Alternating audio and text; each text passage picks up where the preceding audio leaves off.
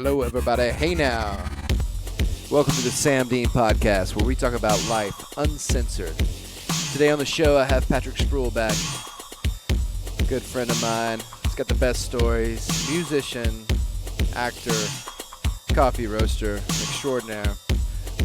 Our show is sponsored by Van Zant Coffee. Find the best tasting, locally roasted coffee at vanzantcoffee.com. It's also sponsored by Protein Proletas, Greg Garcia's company, a Dallas police officer who's made protein ice cream that he sells to gyms and stuff. You can find it at Proletas, Proletas.com. And you can also buy it at CrossFit Van Zant and CrossFit Van Zant South in Athens, Texas. Enjoy the show, guys. Thanks a lot. All right, Patrick, thanks for being on the show. Thanks for having me, Sam. Tell me about the three movies you're in, right? Independent films. Yeah. Ringo and the Monkey Man. That's right. Dust. Ramblin' On Productions. Those two are and what's Ramblin' On Productions? This is the company one of my great friends, truly a miracle of the universe that we met and have shared so many good experiences and done a lot together. This is Brad Blank. Yes. Yeah. Brad Blank from San Antonio, Texas, originally. This was his production company. And Brad went to the University of Texas, then went to University of Miami, got a film degree, a master's in film, and he lived in L.A. for a while and kind of, wanted to do the thing. And this was mid to late 90s, back when the shit was cool. And, and he wanted to do a movie. I was singing in a band in Austin. Our guitarist and Brad grew up together, and that's a long, interesting story. Anyway, but he said, hey, man, have you ever acted? And I said, well, 7th, 8th grade, I was in the play with your brother's sister-in-law. And anyway, and we got first place both years. Thank you. And let's go Canton. All right. Are we talking one act play? One act play, man. Canton, I was Tom Sawyer and Cyrano de Bergerac. Is that Miss Berry? That was actually Linda Sides. You remember Mrs. Sides? Mm-hmm. Junior high, yeah. Oh, Miss Sides, yeah. We'll talk about that later. That's a whole different. That's late night. Anyway, long story short, I was singing in the band and said, hey, would you like to audition for my friend's movie? He's making an independent film in San Antonio, but it was a real, budget. Like we did it by the skin of our teeth, but it was for real. And so when you say that, and since you've done that, and I've seen these, I'm so jealous. I did we need to watch that again. I found a copy of it, maybe just rough cuts, but I think you would enjoy it. Yeah. The dream of just being an actor, being on set and putting that's the ultimate brainchild, project. I was gonna say, be careful what you wish for, type of deal. Like I was completely broke. I mean, I don't mean, euphemistically. I mean, I had no money, and didn't know how I was gonna get from Austin to San Antonio, maybe hitchhike. I'm not bullshitting, and I was talking about Tommy Wallace, who was the district judge in Canton, who's one of my dad's best friends, and was my Uncle T, and I love him still to this day. We've lost him a couple years ago, but anyway, I was out rehearsing at our place in Rising Star, Texas, and just reading the script, and I didn't know Brad at that point. I'd met him, but we didn't really know each other, and the band was still we'd only been playing a couple of years, and I was still getting to know Bobby, our lead guitarist, who is an attorney and was our, legal representation on the movie. There were a lot of ins and outs, so we broke a lot of laws, like filming and doing stuff. But thank you to the state of Texas for working with your, artists. Yeah. But so the first one was Ringo and the Monkey Man. Yes, yeah. And where can somebody watch this? It's on YouTube, is it not? I don't know. I honestly, we actually premiered it at the Bare Bones Film Festival in Muskogee, Oklahoma. I don't know if if they have a history and their stuff. We did have a website at one point, Rambling On Productions. But anyway, it's out there somewhere, but it's pretty wild, you know. I mean, it's an action movie. It's an action movie, yeah. It's a kind of a Tarantino style. I was gonna say it was certainly Brad came up. Brad and I both did, you know, but this was I didn't know him. This thing was ready to pop. I mean, I auditioned. I actually auditioned for Ringo, and they said, well, now we don't have anybody to play Colonel Sanders, the assassin, So anyway, it gets pretty wild. That's why I call you the Colonel to this day. That's right. Yeah. Many reasons. I always think it's like I'm just a little kernel of corn, but Colonel with a K. Yeah, could be. Colonel. But anyway, it was a great experience, and again, for somebody like me who really not took a couple of acting classes at the University of Texas while I was there, and the kicker was that it was like girls from it was kind of a class where quote unquote easy A type of deal. Well, I say that it really wasn't, but I had the girls soccer team, like 2 or 3 players from the girls soccer team. Our starting middle linebacker was in there in my class, you know, and it was like 8 a.m. Monday, Wednesday, Friday. And let's just say on Fridays, I was increasingly animated and from being at the Saxon Pub. See episode 2. Yeah. You know, late night. I just wander into class and then just be in character. And they were like, bravo. And I was like, well, I'm just still drunk, you know. So the acting class or the drama, what was it called? The class. What, at UT? Yeah. I think it was acting. 301. Yeah. Acting 301. It was hard to get into, and I got lucky and, you know, made an A. I was like, you know. And how did you meet Brad? Again, like through the band. I was singing with our boys in Austin, and our lead guitarist and founding member Bobby Blunt, he and Brad Bobby's wife that they've been together since high school, Emily Blunt, shout out, greatest people. And Brad had dated one of Emily's first cousins, who was a set of quadruplets. All 4 of them very attractive quadruplets. And Brad dated one of them. And Bobby was dating Emily, and they were all very close in San Antonio. And you know, it was just, I felt bad. We played a little gig, mini concert at that guy's house one night. And he had, get this, they had 2 older daughters, and I guess they were kind of they wanted a son. And they used maybe they had a little help from science, and be careful what you wish for, because instead of getting a son, he got 4 more daughters at once. Wow. So 6 daughters. Crazy. Yeah. When me and you went to Denton.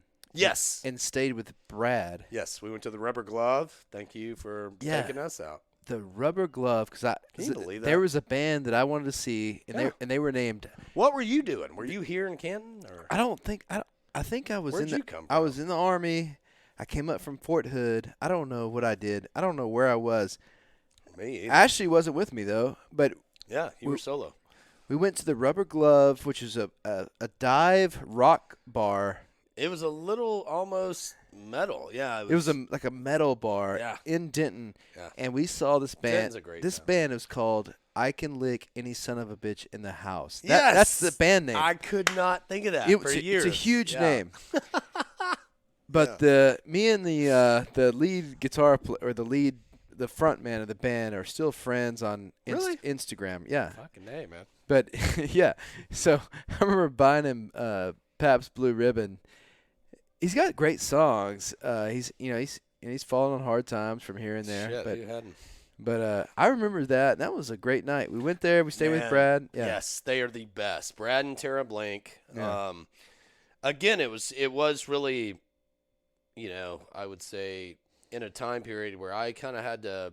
Again, I was broke. I didn't know what I was doing, what I wanted to do. I didn't really but I knew I'd always wanted to perform. I'd always kind of dabbled with it and write and tell my little stories and whatever, but, just to get it out. But it really did kind of culminate into a weird, like it just happened. I didn't seek it out, I guess is what I'm saying. Even the band, Bobby, that I've aforementioned, is he's the only reason I've ever done it, because I was too prideful, or I was too, let's face it, it's scary.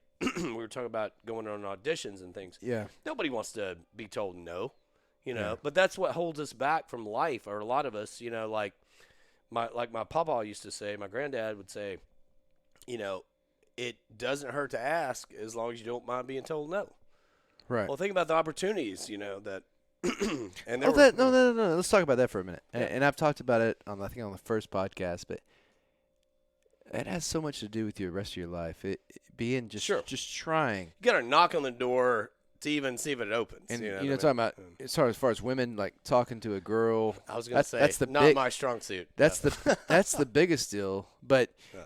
I mean, I remember going on job interviews when I got out of the Army with, I had an interview with Morton Meyerson one time. Right. And it went okay, I think. And he put me down to one of his other CEOs it went really bad. And Well, you say that. I mean, again, you had been in the Army. That's a corporate structure. I mean, that's what businesses are built upon. And maybe you just were like, F this, you know what I mean? Like, Yeah. I've been doing this. He moved you, the 2-star general moved you to a subordinate, to his full-bird colonel, again, like it's, Yeah. and they're gonna make you work for it, you know what I mean? And but it's okay. yeah, you okay? It's okay. Yeah. You're gonna be told no. Yeah, and we don't like that, you know what I mean? Nobody likes it. Well, some people deal with it better than others, and I was just gonna say, like in music or any kind of anything, like there's something about having a strong sense of self, and some people call it ego. Some people, and again, it gets out of whack. Dude, but if you want to be successful, you got to believe in yourself, and you have to, I make fun of myself all the time, but at the same time, I kind of know what I am and what I'm capable of, and that takes work, and again, maybe I hold myself back. I'm just being, specific at different times in my life, but like I say about that movie, what we were back to, I knew I didn't have to audition. I was pretty much already there. You know what I mean? Like, it was, of course, I said, can I use an Irish accent to play a samurai, a white, long-haired, bearded samurai in San Antonio, Texas in the summer. And what do they say? Go for it. Yeah, and you did. And I certainly did. Let me tell you, and let me explain this. I like the movie.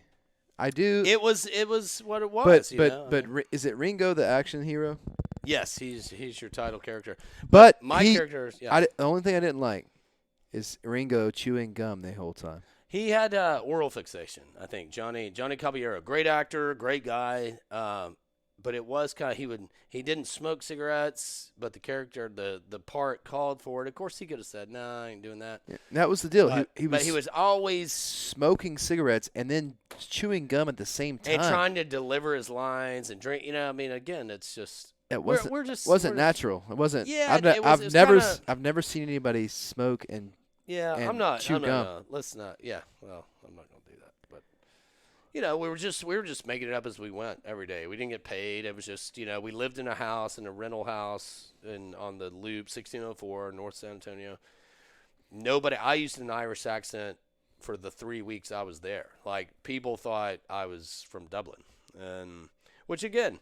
I was an actor. You were in character the entire time? The entire time, yeah. Even offset? I was playing a character.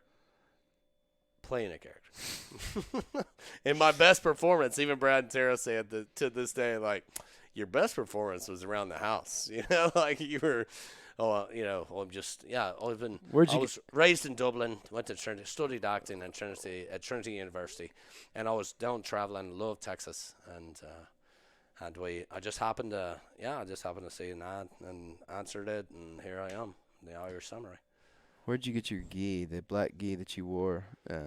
Oh, there was a great costume shop. Like I say, San Antonio's a great town. And it's so old, it's so unique, it's so eclectic in little parts. But there was a costume store that had been there for 60 years, and you could find anything. You know what I mean? Like, who decides to have a costume shop that was a warehouse almost of anything you could imagine?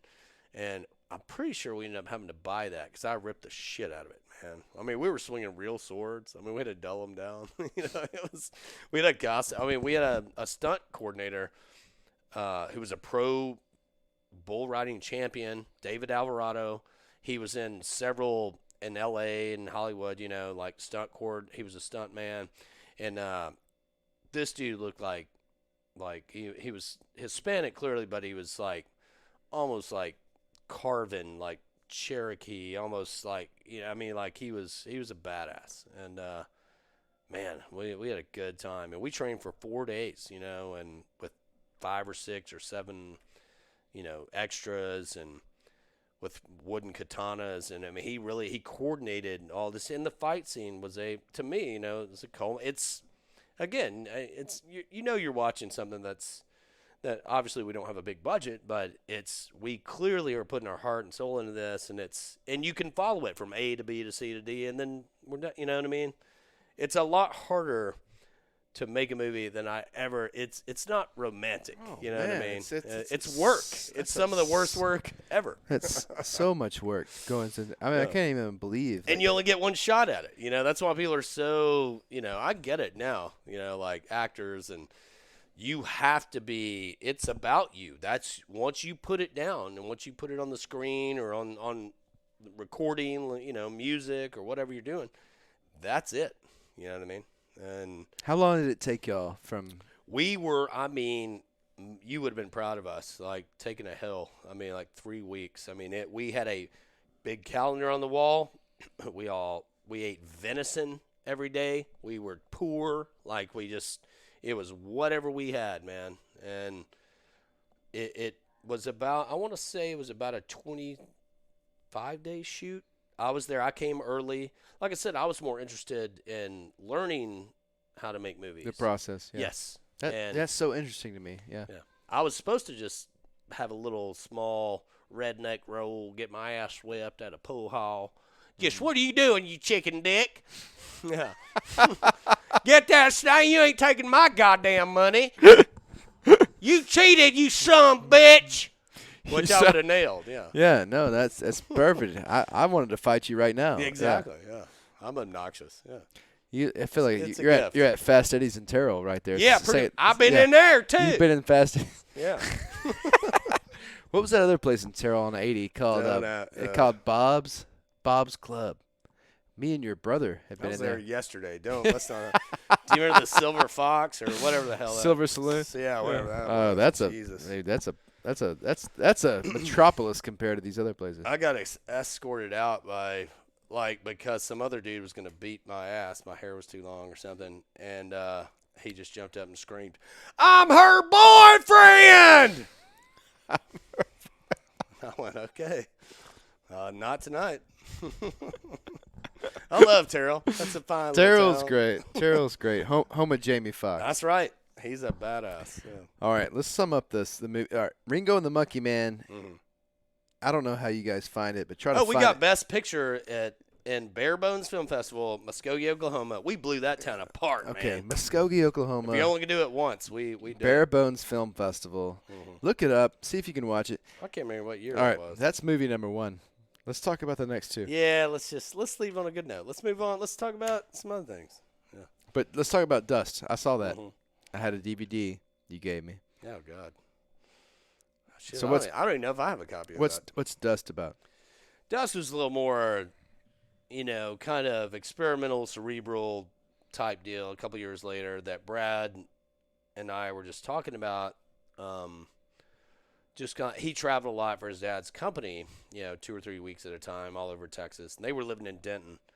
and his wife Terrell was finishing her PhD program at University of North Texas, and so she was home alone with the 2 Ridgebacks. Miss them. But Brad would be traveling. He was like, "Hey man, you're kind of in between things. Do you want to? Let's make a movie." I was like, "Do we have a script?" He's like, "Well, start writing." We just kind of talked about living on the road, and I had done the photography, real estate fair. real estate photography, where you do virtual tours and stuff. And I traveled all over the country, and was alone, and it's long days, and you're in a motel room at night, and you're just, it was a weird, great experience, but it's lonely, and and making money, and it's kind of like in learning things and meeting people, but it's kind of like, where would I rather be type of thing. And Brad had experienced that doing his job. So we said, hey, man, like my dad, I'm on the company dime anyway. Like, why don't we just take this $10,000 Sony XL camera, that we have, and we'll just kind of make shit up as we go. And we just kind of had a protagonist, my character, that was just kind of anonymous, just kind of. What was your character's name? Sydney. Brad. Is that SYN or? I want to say that we spelled it SIDNEY, but again, if wasn't that Sid from Pink Floyd, the original "Shine On You Crazy Diamond"? He was the founder of Pink Floyd, but he did too much acid, and so I think Brad was kind of a nod to him. But anyway, again, just kind of a obviously not just a name. He didn't have a last name. He was just he was a delivery guy. He just moved packages. It was real. We shot all over Texas. And again, it was really more. Some of it was more thematic, and visual, and it was an experience, man. And we shot that off and on for 8 months, and clearly, I mean, I was a little too. Sydney did a lot of heavy drinking and soul searching and staring at, So like me during COVID-19. Yeah, pretty much like everybody's going on right now. But yeah, it was, and maybe, we would shoot a little bit at a time. I think we shot probably 30 hours of footage or for an 80-minute, 20 hours maybe for an 80-minute picture, maybe more than that. But all over Port Arthur, Port A, all your ports. Port Aransas, yeah, what you're talking about, is the only place. Well, we were in Texas City and Port Arthur too, which is horrible. Beaumont. Aransas, though, is the only place in Texas that you can surf. Is that true? That's what my friend Schmitty says. Yeah, he goes down quite regularly. But a lot of it, I thought some of those old boys will, I think out of Galveston, like those tankers that come by, they'll get pulled out and they'll surf those waves all the way in. Yeah. But Port A, yes, you can surf. Surfing, I've surfed in Huntington Beach a couple times.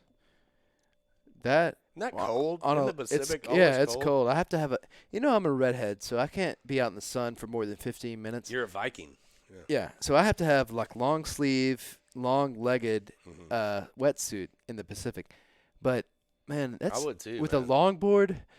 It's damn fun. Like I love surfing. It's incredible. Well, we need to go to Jaco Beach in Costa Rica then, because that's the only time I ever got up when I was 21. But it's mild. The weather's good. It's long curls. Kind of a weird riptide, but that's where it's a yeah.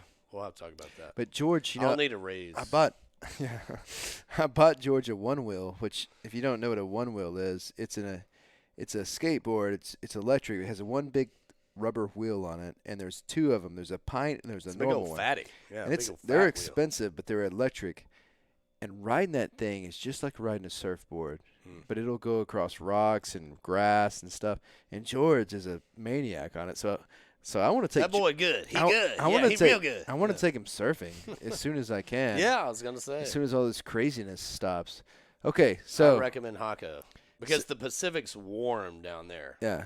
So are we talking in Mexico? Jaco? No. That's Costa Rica.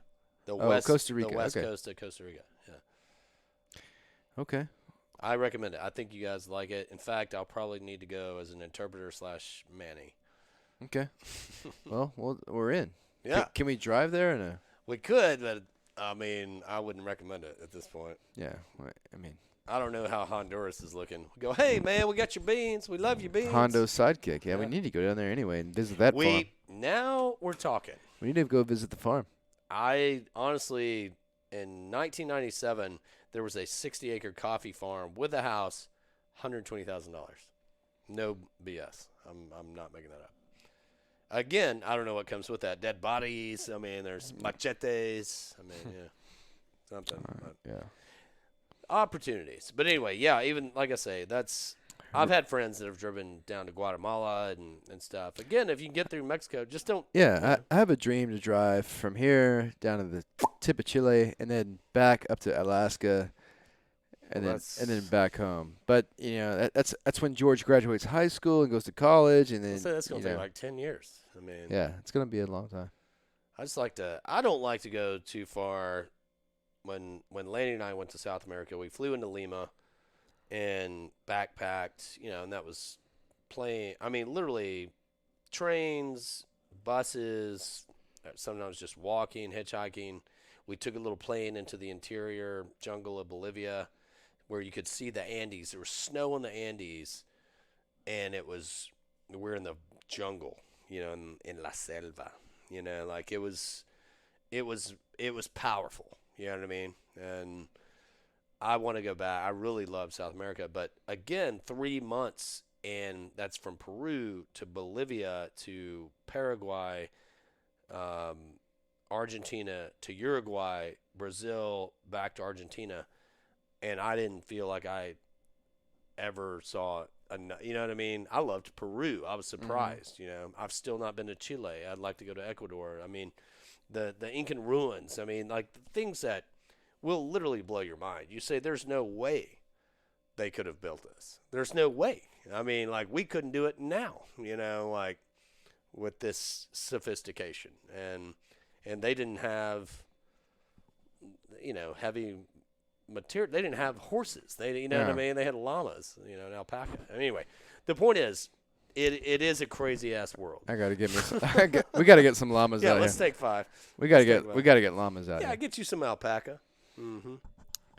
So Dust was the second. What's the third? What was the third movie? Well, in between that, I got to work on and have kind of a minor role in our David Sims, Dave, Coach. We call him Coach. He used to wear a fedora. He looked like Tom Lander. And Dave he and Brad grew up together in San Antonio in making movies when they were 8, 9, and some people just know what they want to do, I guess, and Dave's brilliant and such a cool guy. And he went to the film school of London. And again, he has a master's in film, but Dave was our DP, director of photography on Ringo. And then he had a script and shot in San Antonio called The Law of Human Gravity. And Brad and Terrell and I kind of worked, behind, like run sound and just kind of help production assistants. And then I had a smaller part as an actor, but that was 2 full independent films, feature-length independent films in San Antonio, which was really encouraging. What's Brad doing right now? He's raising some beautiful kids. Mm-hmm. I will shout out to Helena and Tilly, Hellcat and Tilly Monster. They're up in Washington, La Center, Washington, and he works for his dad's company, and he's in charge of the continuing education of architecture and building, but focused on green and renewable building sources and stuff. So that's what I'm saying. I've got a lot of ideas. He was such a nice guy when I met him. He's honestly one of the most brilliant, intelligent, fun, big-hearted. His dad's like that. His grandmother, I loved her, man. I mean, she just kind of took me in, and I'll never, even though I know at this point I've heard it, but I don't think I ever had. We took her it was her birthday, late May. I guess we were probably both Gemini. She was an amazing lady, and she said, Patrick, the journey of 1,000 miles begins with the first step, and I know that's kind of a parable or even kind of, oh, that's cliche. It's not. And she meant it, like she really, I'm a grandma's boy, and Brad was a grandma's boy. And she was so supportive, man. Like, we'd be filming, she'd show up with a bottle of Crown if we needed it. We'd call her, say, on a Sunday, Nani, you got any Crown? We're about to melt down. She'd show up, bring us some food and bottle of Crown. I mean, you know what I mean? Like, it was a movie making. It's hard. It's hard. Yeah. What'd your grandma teach you? My nana? Which one? My nana or my mama? Tell me. They both taught me a lot. Be kind, be loving. I'm real. My mom's mom, my nana, would say, from Chandler, Texas. Yep. She'd say, you just know a hard head, Like, when I ran for Congress, your mom went to Chandler, Brookshire's. Right by Brookshire's, there's a polling place, and she stood out there with a sign for Sam Dean for Congress all day long. That's our peeps. She didn't fall asleep in Chandler. No. And Spruiell. That's impressive. I'm not saying she would. I'm just saying she likes to nap. But she went out there. She's like, I'm from Chandler. I'll help you here. We are Chandlers. I had nobody in Chandler. Bull corn, obviously. Yeah, right. Besides them, yeah. Well, that's what my papa was a Chandler. His grandmother was the niece of the founder. And you remember old C.L. Stanford was a lawyer in town. He's original. My dad and my uncle were partners with in Canton. Brad and Jeff Seymour, that was their granddad. I didn't know what the C and CL stood for. It was Chandler. Turns out, here it is, Brad and I were born 8 hours apart in Mother Francis, been friends, growing up all our lives, and we were distant cousins. You know what I mean? Like, didn't even know that. So that sounds like, to you listeners out there in Radio Land, you think that all of us East Texas folk are interrelated. We're not. But we are. But every once in a while, we are. Yeah. What's your favorite movie? Let's talk movies. Oh, man. You've been in 3. Raiders of the Lost Ark, man. Oh, what a great movie. I saw that when I was 5 years old in Breckenridge, Colorado. I watched it with George when he was 5 years old. 1981, man. Yeah. Wow. Just incredible. My favorite scene, when he pulls out the pistol out of his pants and shoots the guy with the sword. The guy, he pulls the swords out and does all the ninja stuff. He's and the music of John Williams. That makes the movie. I mean, Harrison Ford's incredible, but the music. And Harrison Ford turns around to the camera and sighs. He wipes his brow. He was sick. He had the flu. Do you know that story? I don't. Tell it. Watch it again and watch him. It kind of ruins it almost. But the original Spielberg had this major fight scene. Yeah. And if you'll watch, and again, now that's the part that we remember, especially as kids, the most, because it's so classic, and it's comedic. It's the guy gets shot in the street, but it's comedic, almost.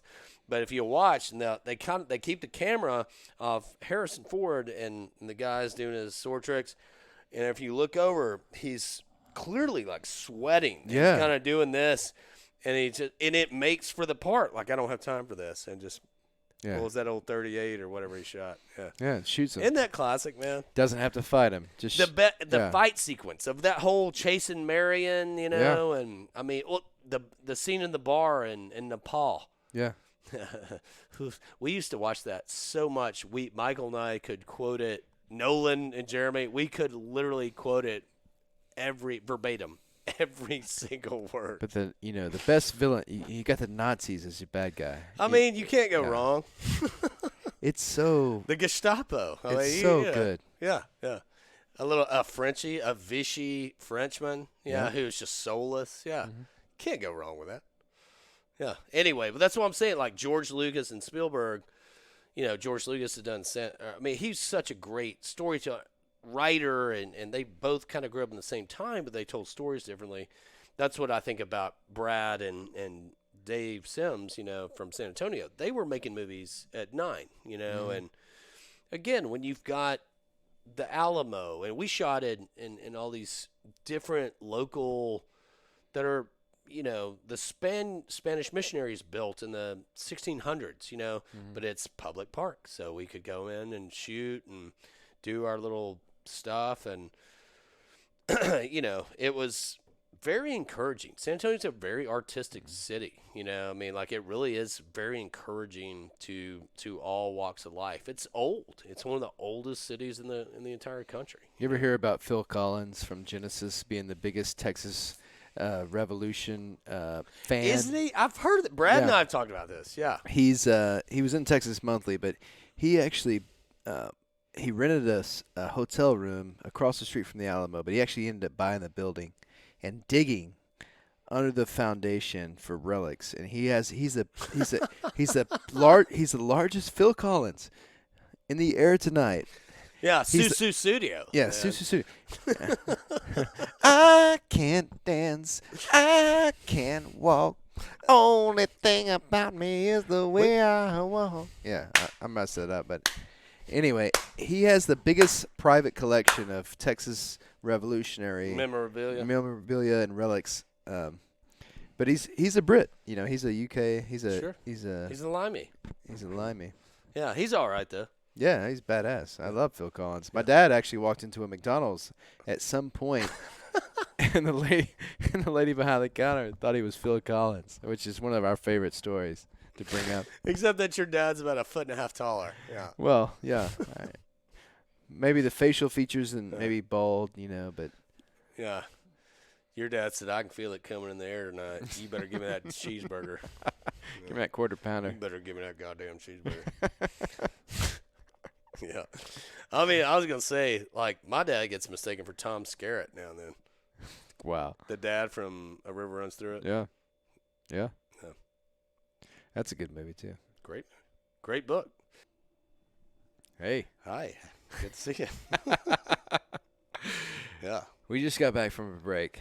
Yep. Had to check on some farm and ranching life. It's not for everybody. No, it's not. I got 6 cows. I got three cows, 2 steers, 1 heifer. There you go. Let's work on your nomenclature. Yeah. People need to know that all bovines are not just cows. Right. Yeah. 3 cows, they produce babies.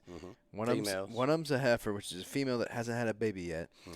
2 of them are steers, which were boys, but they had their nuts cut. Castration. AKA castrated, so they can't reproduce, but they're going to get fat, and we're going to butcher them. They're going to turn into steaks and hamburgers. Can't wait. But I just fed them, and they eat mainly grass, but every once in a while I give them some cattle cubes, and they love them so much. They are good babies. What are their names again? Icky, Pay, and Stormy. And George named them all. Yeah. Icky, 9:30, you can pet this cow. The most lovable cow, little bony.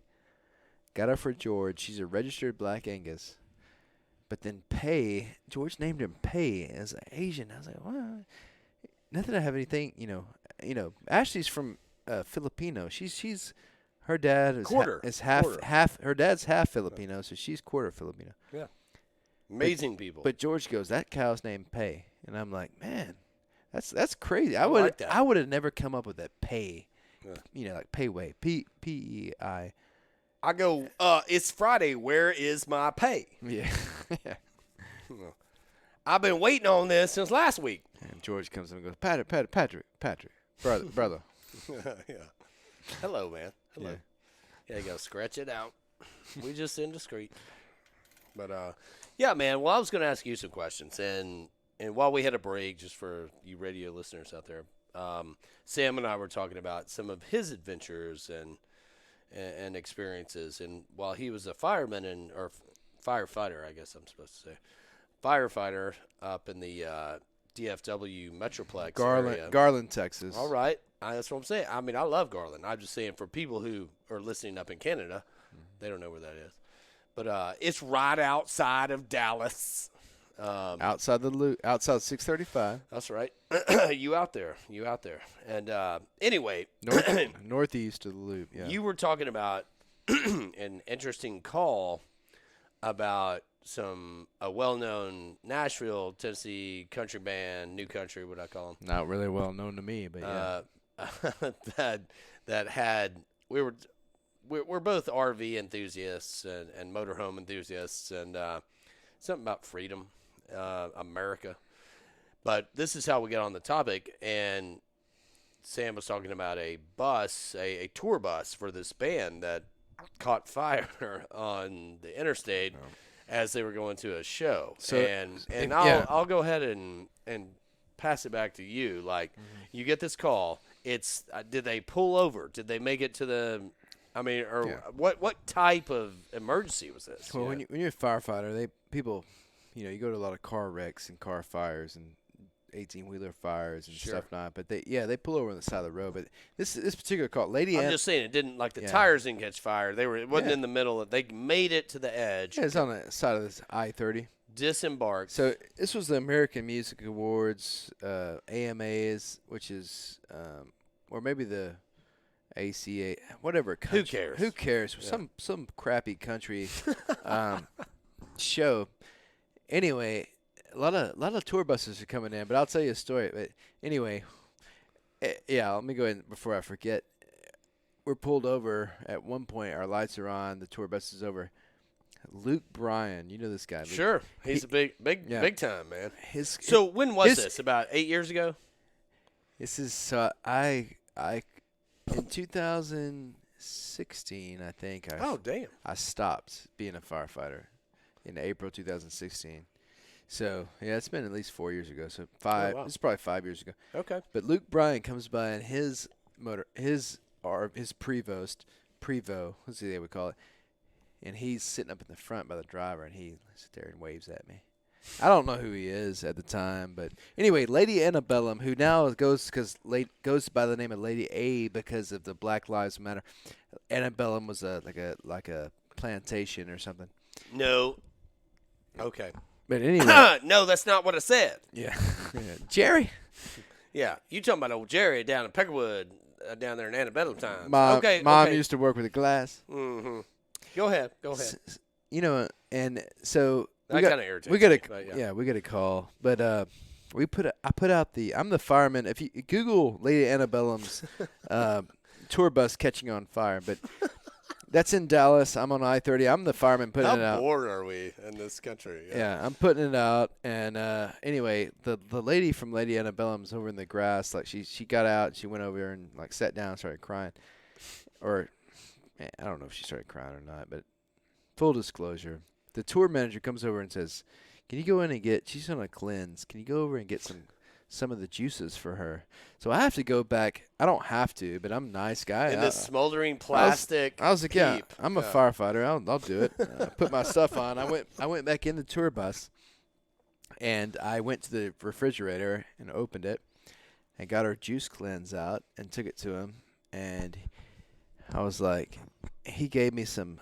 He's been tour manager for different bands, and I remember he gave me a Slipknot backstage pass. Sweet. And I had a Special Olympics kid at the CrossFit Van Zandt that loves Slipknot. He loved metal, so I ended up giving that to him. But that's cool. Yeah, it works out. That's the shining moment from it. But that's what I want to believe in. That's what I'm saying. And again, when you do well and you're trying, you genuinely are giving, and love is key. I mean, but this is the thing, and we were talking RVs on the break, but look, the Prevost man. Prevost tour. Je ne parle français. The tour bus costs, it's over $1 million.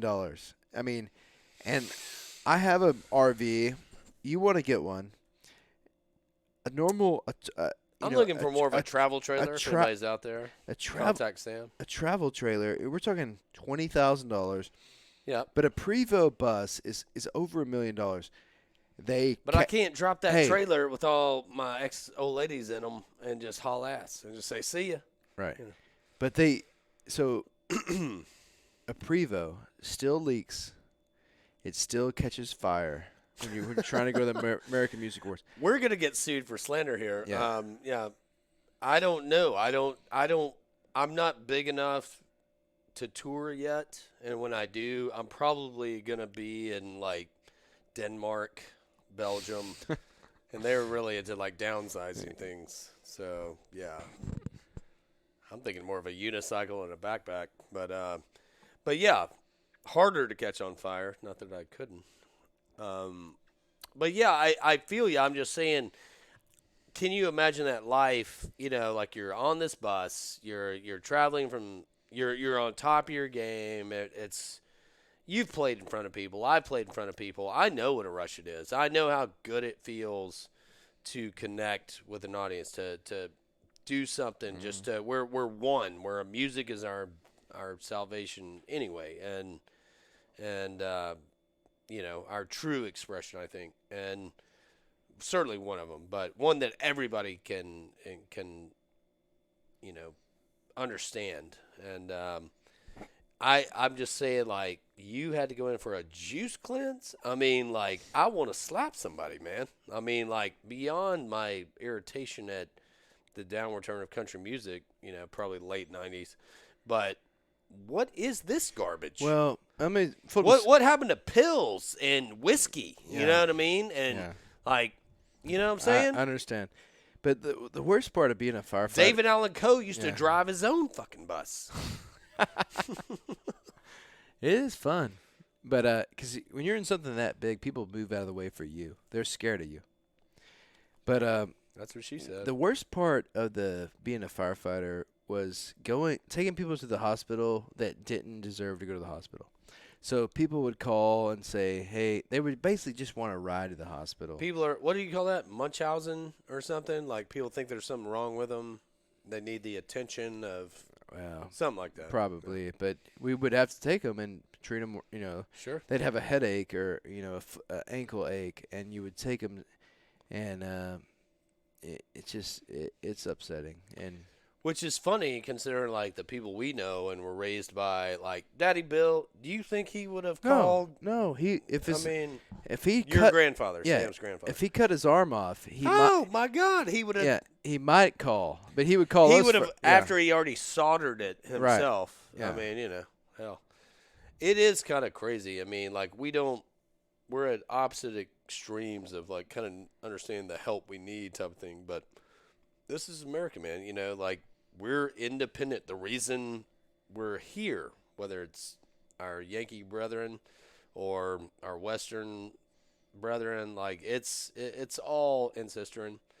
It's all, we're here because we either got kicked out of Europe or, you know, or just, like, looking for something else, you know. Mm-hmm. I mean, we're only about 2 clicks ahead of Australia. You know, right. A penal colony. So, and I love the Aussies. You know, that's what I'm saying. I feel like it's a big Texas in a lot of ways. Until recently, and I'm kind of embarrassed by this, but until recently, you should be. I thought Subaru cars were Australian, but they're Japanese. Well, did you know Subaru cars are made in Japan? Yes, of course. Okay, I could have swore they were made in Australia. And my friend Boog, you know, Boog Farrell, who we talk about all the time. Boog's been on here. Boog's got like 5 Subarus. His wife has one. Really? His daughter has one. Man. He just bought one. He bought one off Room. He's about to return. His mom has one. Yeah, this guy has good vehicles. This guy has every Subaru. I don't know about that all-wheel drive, man. I mean, you got to have kind of a special mechanic that can run that. Anyway, but yeah, they're great. I mean, up in the north, in the mountains, in the Rockies. I mean, from New Mexico to Montana, Washington, that's what people drive. Yeah. All-wheel drive. I mean, no doubt. They're pretty boss, man. Well balanced. Yeah. Anyway, I'm just saying, let's all be a part of something. But yeah, I didn't know. I guess we'll get to know. Tell me more.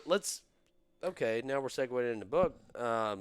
You boys are about to do a run. I want to hear more about this. Somehow I got Shanghai into this. Yeah, so I know nothing about it, so let's all learn together. November 7th, the day before Ashley's birthday.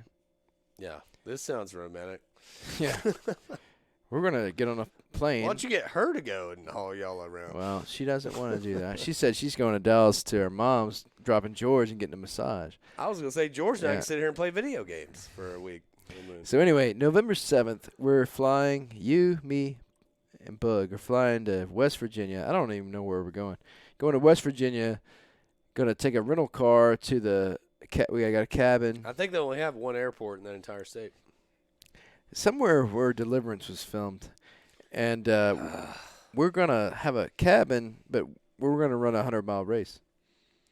Well, I mean, we being you and Bug, You're crew chief. I was gonna say I'm more in. We call you crew chief, but we need somebody to be at the stops and give us a little encouragement / make sure our bag gets there, and hey, you're doing okay. I mean, if you've seen the original Rocky, I'll scream at you like That's Burgess Meredith and say you're bums. That's what we want. Oh, you got it.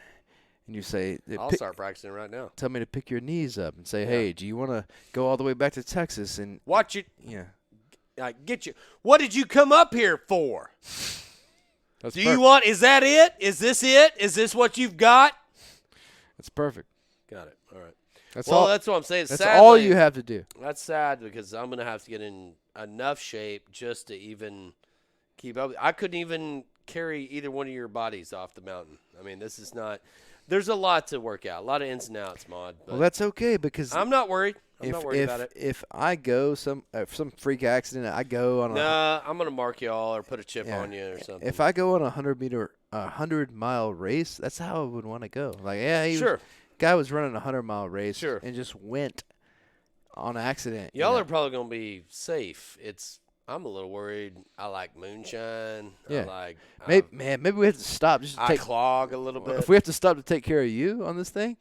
No, y'all won't. I will not drag you down. But at the same time, that's what we were. Yeah. If you're at that last, 70 miles and somebody's not screaming at you, it's probably because I've been kidnapped. Right. Or I'm just saying I could be a god there. Or they said, "Hey, Patrick, you might have COVID. You got to get it. You can't be around the whatever checkpoint." Sure, that's more likely. Yeah. But that's November 7th, 2020. If I've ran 31.5 miles before, I don't even know what you're doing. If I run 33 miles, that is a new personal record for me. So if I get to 33 miles, I am good, and I will stop unless I feel good. Then I will keep going.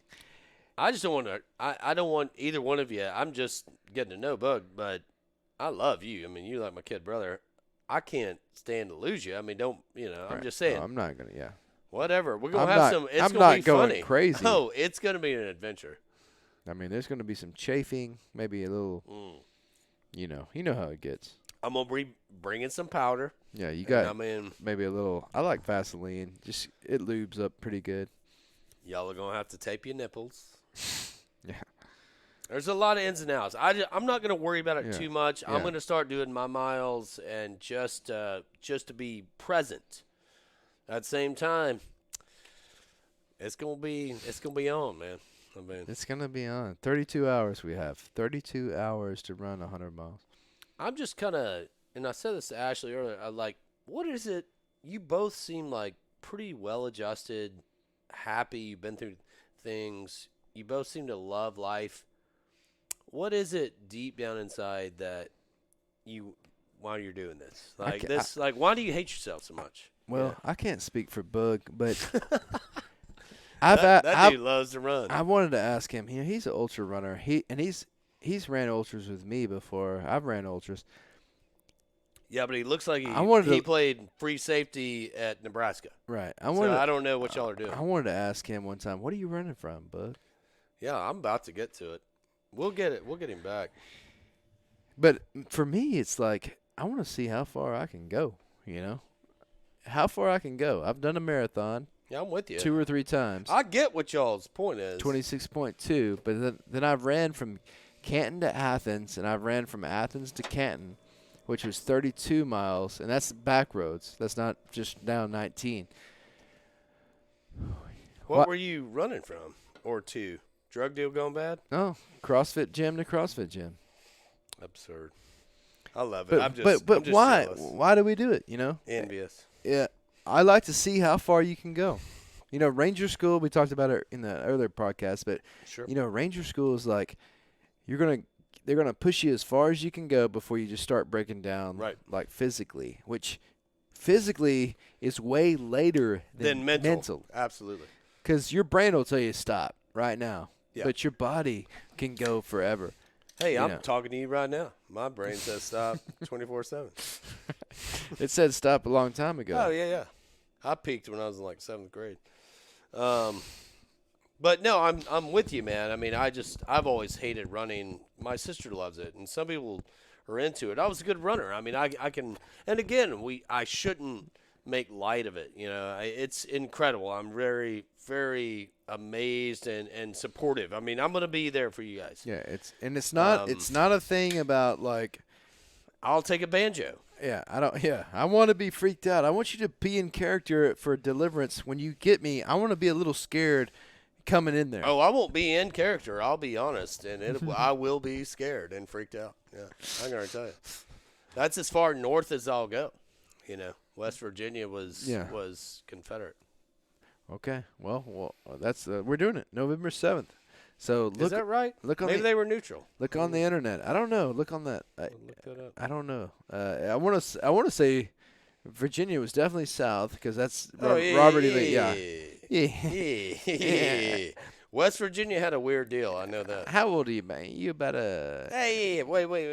What you about? What are you about? Are you about what? Yeah. What's your dad? You about what? Yeah. So Patrick's dad asked him how old he was, but instead of saying, "Son, how old are you?" he asked him. He said, "You about what? What? You about what? What are you about? You about?" And Patrick's like, "Yeah." He knew. I knew what he meant. He made me. Running for me, and I'll tell you this, and I said this on a couple of podcasts. When you run, if you want to throw up, if you're nauseous, it sucks. I want to throw up just listening to this. It sucks. Yeah. But whenever you run, it's those endorphins. Once you release it, yeah. When you run, you don't feel like you want to vomit. Man. You don't feel like you want to vomit. Let's talk about consciousness. It's great. Like you get to you let go of this middle thought process. You get to I want to say I get it. I just maybe I'm attached to just the running mind, but it's you get back to your animal nature. What did you do before the horse? The Comanche didn't have the horse. You know what I mean? Until 1600s, 1700s, they were the beat up, bullied kids. Let me tell you about this. They just ran. Let me tell you about this. The other night, Blake Campbell, my best friend, Snake Campbell. Yep, the snake, Blake the Snake. Blake the Snake he has a Trigicon thermal, a sight for my AR-15 that it's like a $7,000 scope. He let me borrow it while he was gone off the oil field. I put it on my rifle. I got a text from my phone. One of my feeders at the Lost Cody Ranch. It showed like 30 pigs. I put it on my gun. I'm already in bed. I get up. I put my pants on. Ashley, I got to go hunting. It's probably the most manly thing I ever said to Ashley. Baby, I got to go hunting. And put my pants on, put my shirt on. It's pitch black. I run out to the first feeder. I look through the scope. It's dark. I'm sweating. This is like dead middle of July. And at night, didn't see anything, but the picture came from feeder 2, which is across the creek. So then I started jogging across the creek. So all the way over to the low. You mean before that goat weed was nipple tall? Yeah. No, it's nipple tall at this point. Mm. But I get across the creek. I look through the thermal. I see 4 deer, bucks, look at me. And I'm like, I'm not here. Want some of this? I'm not here for you, baby. I'm not here for you. They would have killed you, man. I run it. I'm jogging. I'm sweat. My entire body at this point is soaked in sweat. I run to to feeder 2. You know where it is. Sure.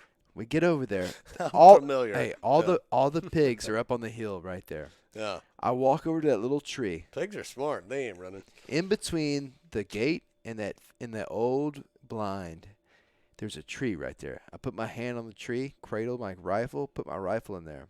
I killed 3 pigs. Of course, I shot at 50 of them. 223? Yeah, 223, H&K, the best AR-15 you can buy. With the thermal, with Snake's thermal, I shoot them. Was it just like watching, just Yeah. open as clear as day? Clear as- and you had gone Yeah. in the dark. I'm in the dark. They can't and see out me. here, you need, for the listeners out there, Yeah. you got to understand, we are in the country. If there is no moonlight or starlight, it is black. And let me treat to all of you, every once in a while, go put yourself in a bathroom or a closet and be in total darkness. When's the last time where you can't see your hand in front of you and have to trust your own instincts and body? Yeah. But I felt like an animal. Sure. Well, you are an animal. And when somebody says that, I appreciate that. I feel like We are. I feel like good. But I remember I was like I feel like I was back in the Army when I was doing that. I was running around, and that's not where it ended. I killed those 3 pigs. I went looking for them again because the whole group ran somewhere. But you still have? Are you looking at that scope though? Yeah, I couldn't see them because you wouldn't be able to see it. But they ran through the woods, so I was like, I'm gonna go cut them off. So I started running up the trail where we got that tree off the thing. Sure. I ran up that trail. I was like, I'm gonna come back on these motherfuckers. I went back up there. I ran over to the Indian campground. I went down. I ran around. I was like, I was just. You just needed. I was a crazy. Spear and yeah. I was looking through there. I was wet from sweat. Yeah. Ticks all over me. Gotcha. I But- pulled 2 off this week. Man, it was crazy. But it was great though. I was going to say, this is your therapy, and you've got a lot of brothers that have been in this thing for 20 years. Not everybody gets to come home and at least get out and just, if you want to sharpen a knife and go out and hunt pigs. I'm so blessed. It's no, it's crazy. But No, I know. I mean, I know. Yeah. I'm just, again, it's just. But that when you're talking about animals, like I felt like an animal hunting. Yeah, it's Lord of the Flies. And I hate hunting. I don't want to go kill a deer. Like I don't give a shit about a deer. But a hog that's tearing up my property, like it's me versus you. I'm gonna eradicate you. Yeah. And that's what I'm gonna do. I'm gonna eradicate them, and then anybody that wants to come out here and kill them anytime, let me know. But that's what we want to do. I mean, there's a balance to all things, and some things are invasive. Yeah, no, definitely invasive. It's like having a rat in your house. I was going to say, nothing against mice and rats. I know they're smart, and they serve their purpose. Can't stand them. Yep. We're talking about your favorite movie. Oh, yeah, back to now, and let's get on back to cinema. We've moved off on Lady Annabelle, Lady A. Good for y'all. I guess. You're welcome, by the way. Yeah, for just mentioning you. Yeah. Yeah. Anyway, back to movies. Yeah, I mean, that is a hard question. When people say, what is your favorite band? What is your favorite music? What is your favorite deal? Again, I say that I've never been on a dating site or anything. I hear that's the rage now. But I've been encouraged by certain people. And that I would think, like, for me, it's just kind of like, what do you like to read? Do you read? I mean, not everybody does. I mean, I don't even know who I'm talking to anymore. Mouse and the motorcycle.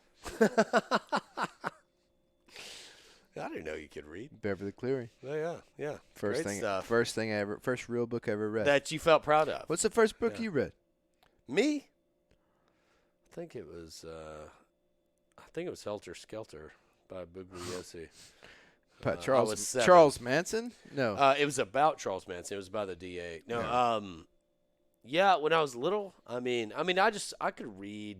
I mean, like Dick and Jane and shit when I was 3.5, 4. Mother, What's your favorite book? My favorite book, probably pound for pound, would be a tie between Lonesome Dove by Larry McMurtry and For Whom the Bell Tolls by Ernest Hemingway. It's good.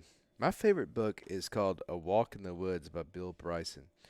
Bill Bryson's an American author, but I laughed through the entire thing. It's about this guy. It's about Bill Bryson. It's a true story. He walks the Appalachian Trail, but he has a buddy named Katz. It was actually made into a movie with this sounds like you and Booger setting me up for something here, but I think so. Yeah.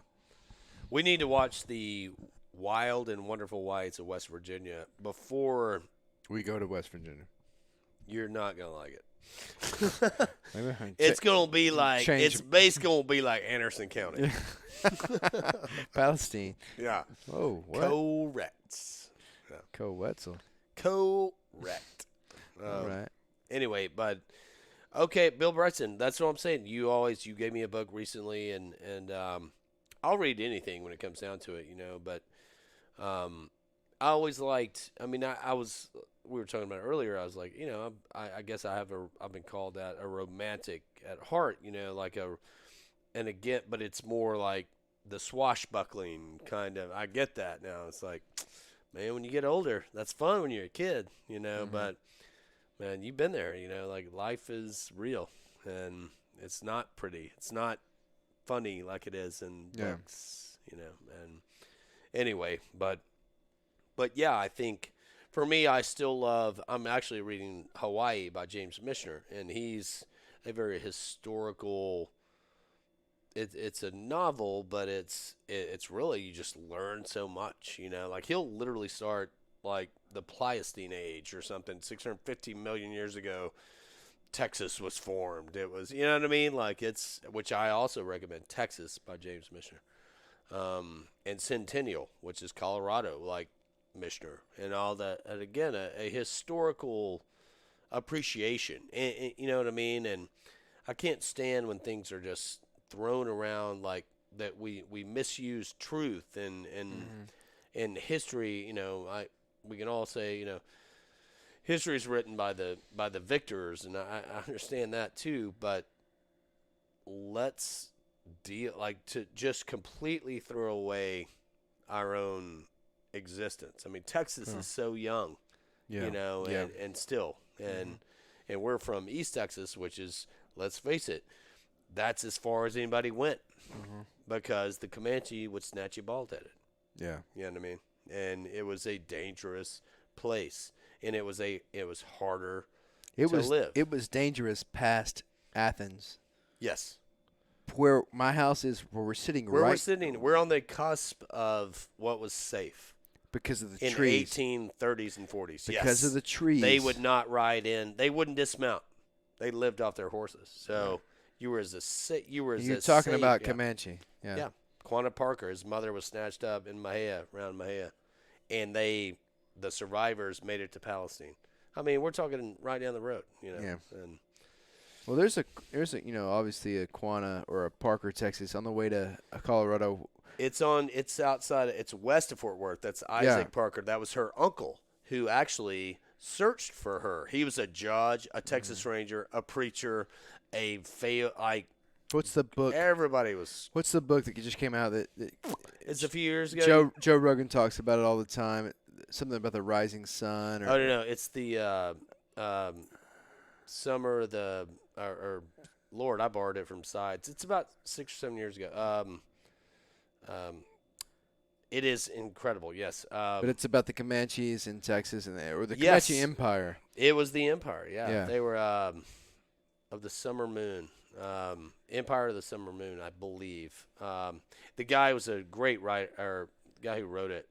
It's very factual, and we all grew up, in Texas. We took Texas history. I don't think any other state has their 7th grade. Yeah, I took it from Coach Wright. Your dad, Norman, your dad's friend. Yeah, well, Norman was a double major at Rice, and he's from Amarillo. That's the book is called Empire of the Summer Moon. Empire of the Summer Moon. Yeah, it's the Quanah Parker and the Rise and Fall of the Comanches, the most powerful Indian tribe in American history.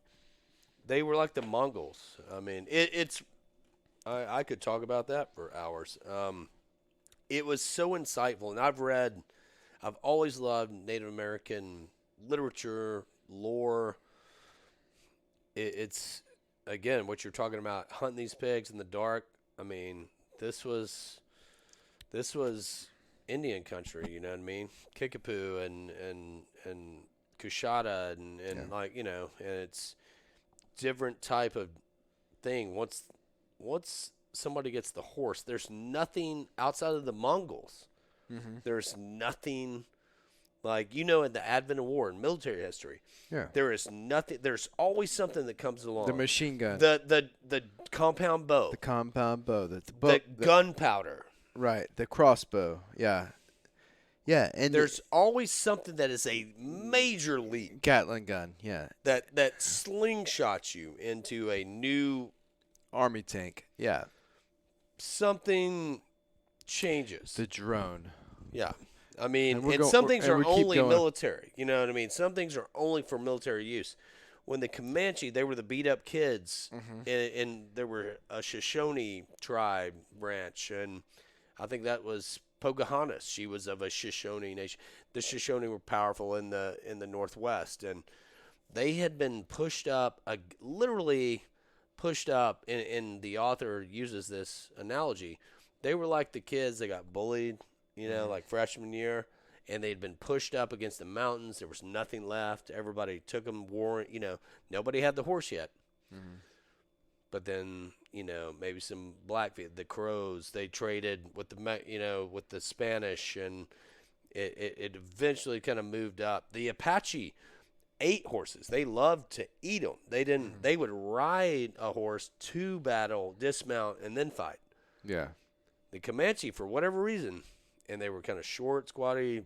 They were built differently.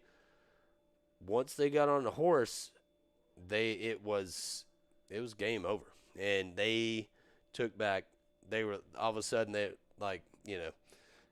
go to graduate in May, come back in September, and these dudes are serious, and they were brutal, and everybody was brutal. But they didn't have a lot of tradition. They didn't. All of a sudden, the horse became everything. Then it allowed you to chase the bison or the buffalo. It was they lived off that. They lived on the horses. And again, I think only we have a lot of pride as Texans, but old Texans know it's still in you. There's still something out there. It's. Again, just they could be right next to you, and it's powerful. Respect too, at the same time, we've lost that edge, you know what I mean? And this was theirs to begin with, but Texas was the furthest west. I mean, there was nobody went west of the Mississippi. There was not really, so in the 1830s, I think today is September 16th. I think that's a whole new, the Spanish Empire would not come past a certain point, San Antonio. It just, and the Apache were in Texas, and they got driven out by the Comanche. The Comanche would winter in Mexico, ride to Wyoming. I mean, they owned the plains. Yeah. And if you've been, and I know you've been out there, but can you imagine walking that or even riding a horse? There are no markers. There are no, if you don't know where water is, I mean, you're gone, yeah. No man's land, but they just grass, though. The buffalo rolled around. That was your life. Followed, that was your lifeblood. Followed the herd. And they could drink. They could outride you, outfight you. Another episode we should talk about, and it'll come up in that book anyone who's not read it, the Texas Rangers and what they were about. It's not a glorified. Those dudes were outlaws and hated Indians. The reason that's one reason Texas made it as a republic is because of these gunslingers that were just young, don't care, didn't have anything. Just you got a little bit of grub and some money and some ammunition, and once they learned the Samuel Walker Colt, the Colt pistol, changed warfare, how we could fight these. And once they learned to fight the Indians like the Indians, they could just outrun us, every time. And or I say us. I mean, I'm not trying to put myself anyway. But anyway, it's so fascinating, and it's Patrick, as warfare. You are a Texan, even though you're. I'm seventh generation, baby. Yeah. Rusk County. You know where the highest peak in Texas is? Davis Mountains? I mean, Davis Mountains, actually. But Guadalupe Peak, it's in between El Paso and I can't remember the town, but Presidio? it's east of El Paso. It's on the border of New Mexico. So like where the Panhandle or the not the Panhandle, but where the Panhandle ends, and it kind of goes out to El Paso. What's that? Fort Bliss out there? Yeah, Fort Bliss is in El Paso, but halfway to El Paso is the Guadalupe National Park, and there's a Guadalupe Peak. It's like 7,500 feet, 8,000 feet maybe tall. Yeah. I've hiked it twice. But in November 7th, we're having an event at CrossFit Van Zant called Tribute to Heroes. This is our 6th year to do it. 6th year to do it. And this year, we're going to... Did you say 6? 6. 6th year, baby! We're going to raise money, and we're going to take veterans from Iraq and Afghanistan from Van Zant County on a hike to hike the highest peak in Texas, Guadalupe Peak. And that's what we're going to do. That sounds great. And I came up with that earlier, and I was trying to figure out what charity. Like in the last 5 years, a lot of those years we've given to APK charities. My buddy Andrew PK. But this year we're going to do our own thing. We're going to take these veterans from Van Zant County, go out there, hike the highest peak in Texas, and it's a great deal. Ashley and I have done it, and then I took Logan and Thompson, and I took Ryan Huddle out there, and we hiked it in the Vanimal, the Airstream van. It was good. I was gonna say out there, man, you better come prepared because there's not a lot going on. There's not a lot of water, no. Yeah.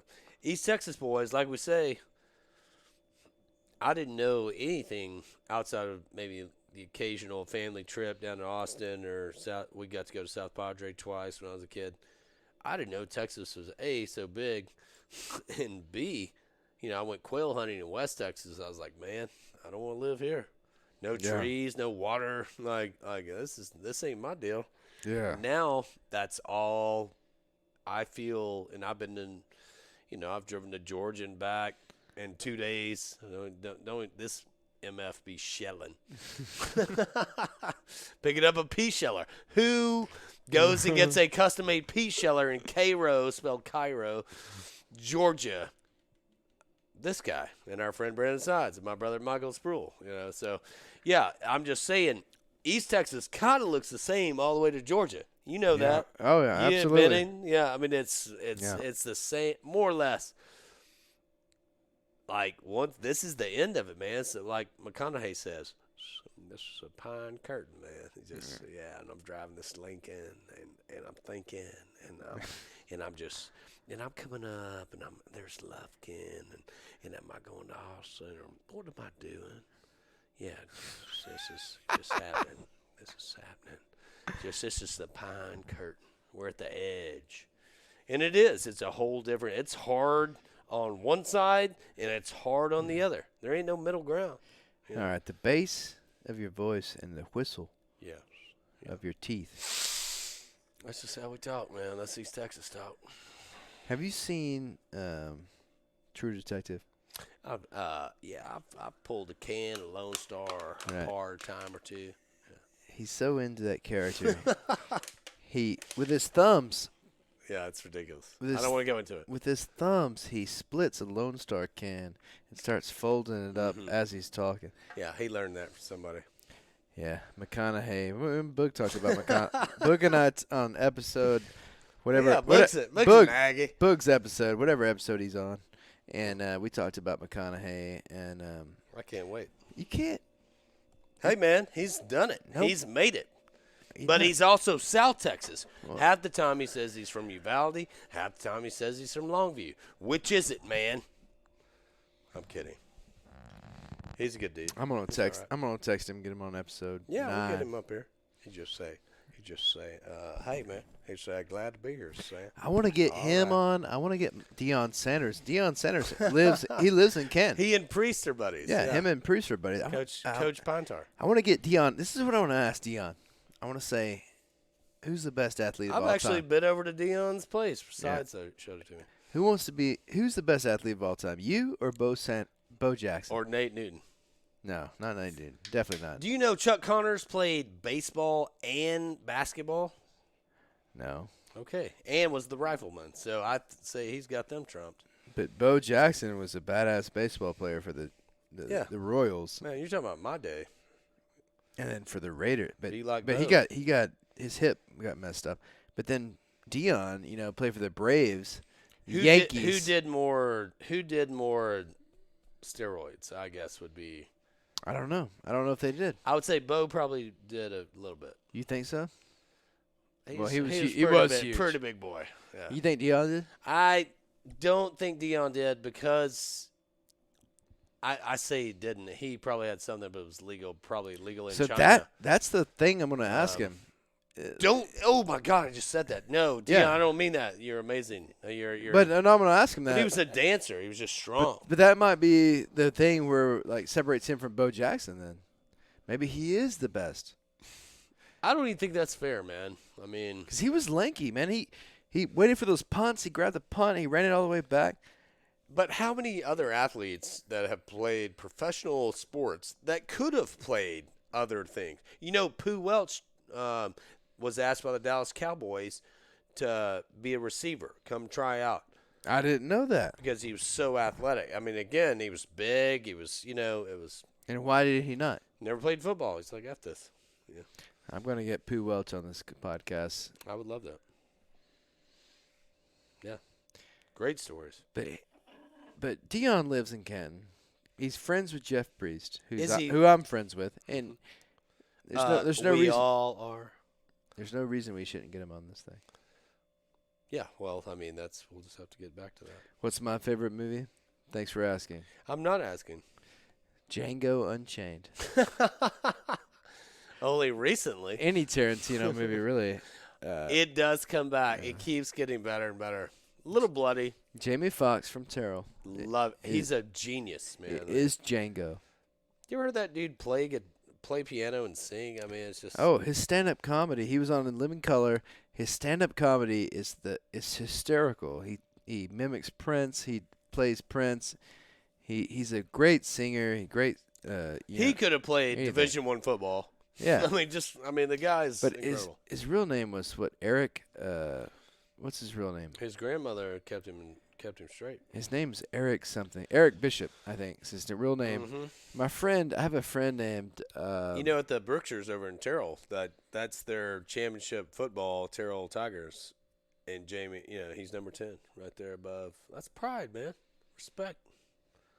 Love your town. Love you. He built them a performing arts center. Yeah. Are you kidding me? 1 year. Give back. If you got anything, give it back. Let me tell you this. We do the Special Olympics at the CrossFit, and brought to you by Lone Star. yeah, we went over there to Terrell 1 year, and the Canton Special Olympics. We bought the jerseys for our Canton team, and Jamie Foxx bought the jerseys for the Terrell team. That was cool. I mean, was he trying to one-up you or something? I think that if he was hanging out here with us right now, he'd be bored a little bit, but he'd be having fun. Yeah. Yeah. Well, he'd be like, you boys are all right. My friend's named Robert Ledbetter. He graduated with Jamie. Eric Bishop is his name. Jamie Foxx. But he tells a story about going to the Silver Fox. And it was because it was over the track. What? George Strait. Apparently George Strait came there one time. He went in. They wouldn't. This sounds like so much bullshit. Yeah, but they wouldn't let him in. They wouldn't let him in because he was black. They wouldn't let him in. And I was about to say George Strait because he was too white. Yeah. No, George Strait wouldn't let it, but the bouncers wouldn't let him in. That's ridiculous. Yeah, right off of 20 there. I don't know. Like you say, we're here at the Pine Curtain.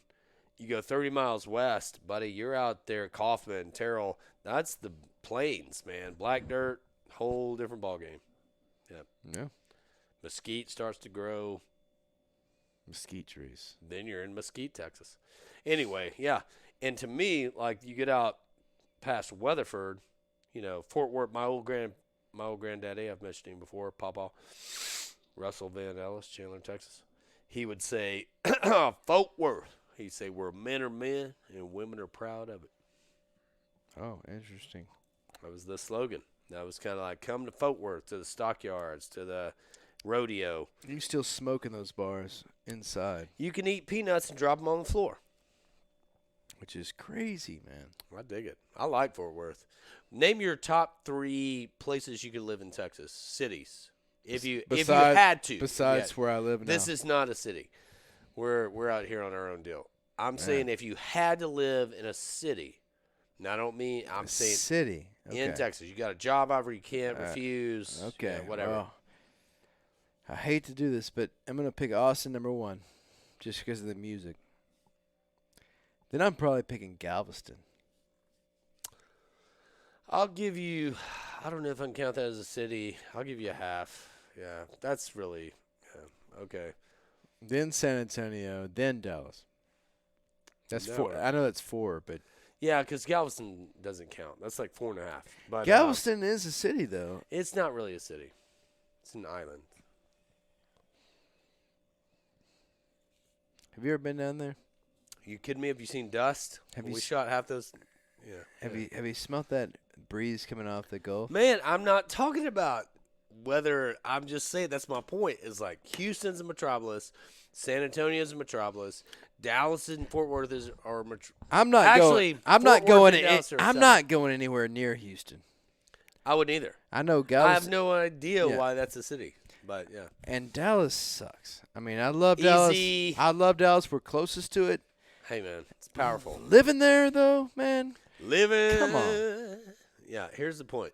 I guess what I totally mismanaged that question. Fort Worth is all right.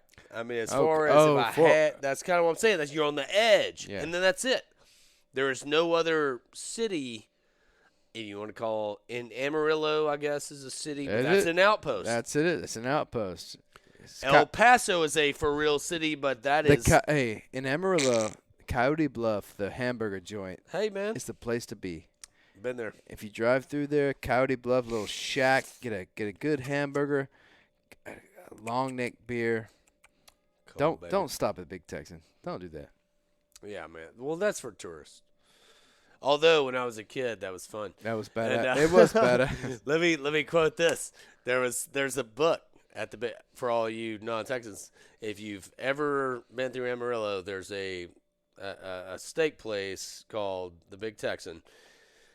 Pretty famous. If you can eat a 72-ounce steak in 1 hour with the sides, mind you, it's free. Yeah. So, I mean, again, only in America, right? And, like, people in, like, Belarus are going, we could feed our whole family for 7 weeks with this 72-ounce steak. You know, if you leave the bone, we make broth. Yeah. Anyway, yeah, and you ate the beans. You had the beans. Yeah, unreal. Yeah. Anyway, so I just remember again having to like read this book of people who had actually finished it and accomplished it, and there are more than you think. You know, I say that in 2020, it's probably like they've got $3 or $4. Kind of like, hell, I'll take another. Yeah. I get one to go. Yeah. Well, these days, yeah. People are like, that's an appetizer. But I remember when I was, you know, like just eating steak was a fucking ordeal. You got to use a sharp knife. You know, I mean, not everybody gets to eat that. This is a big deal. Yeah. You better sit up straight, have your, you know, like there's something about civility and eating anyway and zenness and whatever. But back then, hell, it's cold out there. We're from Kenton. Yeah. That's 7 hours away. I don't even know where I am. I might as well be on Mars. Yeah, you know? The plains. Yeah, the high plains, baby. And the panhandle. And I read a lot of Indian books. Yeah. I mean, I'm still looking for them. Yeah. You know, Palo Duro is right there. Yeah, you never know. That was their home base. Anyway, and but I remember reading through the comments and like, ooh, it was hard. Oh, Jimmy Murphy from St. Louis, Missouri. Pretty tough, or great steak, pretty tough to eat. Everybody had something cute to say, and I'll never forget looking at one that said, like Bobby Montgomery, you know, like Shreveport, Louisiana, and he just wrote, "Sweet Jesus." That was it, man. He did it. He just wrote, "Sweet Look, Jesus." Like they handed him the book. They were like, "Man," they're clapping, and he just went, "Sweet Jesus." Let me document this now. After Boog and I run this 100-mile race, I don't know how. Yeah. Boog's gonna finish. I don't know how long. You're I'm gonna do great. Y'all are both I'm gonna gonna do great. do fine. Our next challenge. I'm gonna start. Our next challenge is actually signing up for the 72-ounce steak challenge. Nope. And why would you do that to yourself? Because I won't allow you. I'm telling you, I see all these people that have done it before. I'm like, there's no reason I can't do that. I can eat that. 72 ounces. That's nothing. Dude, I can cut off my little pinky right now and survive it, but why would I want to? 16 ounces is 1 pound. Why would you do that to your wife and son, man? I don't know. That's what I'm saying. We're going to have to – I mean, we're committed to this West Virginia shit, but, I mean, you know, like I'm going to start talking to you out. You need to run some things by me before you make these decisions in the future. That's all I'm saying. That's all I'm saying. Brought to you by Tractor Supply. Yeah, What have you been listening to lately? Music-wise? Yeah, music-wise. Man, I don't know that I'm not kind of in love back with like the 50s, 60s. Buddy Holly is rocking my world, man. And again, I don't even mean that's just coincidental that we're talking about Amarillo and, you know, and I'm talking about that dude was so ahead of his time.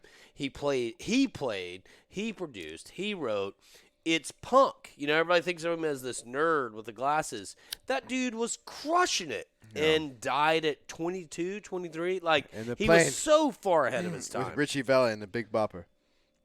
Waylon Jennings, like, they flipped a coin, you know. You've heard that story, right?